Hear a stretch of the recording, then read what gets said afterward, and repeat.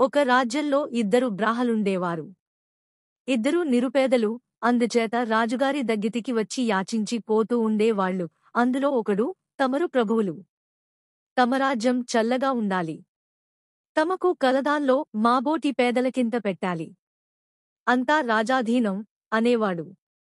రెండోవాడు, తమ మీద భగవంతుడి కటాక్షం ఉండాలి, తమచేత భగవంతుడు మాబోటివాళ్లకింత ఇప్పించాలి, అంతా దైవాధీనం అనేవాడు. రాజుగారు ఇద్దరికీ తోచినది ఇచ్చేవాడే కాని ఆయనకు మొదటి బ్రాహ్మడిమీద అభిమానం జాస్తిగా ఉండేది. ఆయన మంత్రితో అన్నాడుగదా, నేను రాజును, నా ప్రజలకు ఏం చేసినా నేను చేయాతిగాని మధ్య భగవంతుడేమిటి?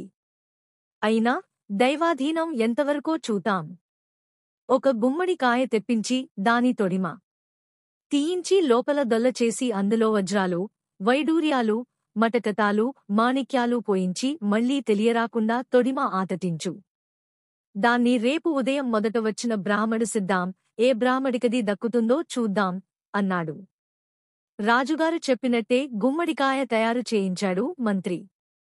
తెల్లవారకముందే రాజాధీనం అనే బ్రాహ్మడు వచ్చి, తాము ప్రభువులు, తమ రాజ్యం చల్లగా ఉండాలి, తమకు గణదాతిలో మాబోటివాళ్లకి ఏదో అంత ఇప్పించాలి, అంతా రాజాధీనం అన్నాడు.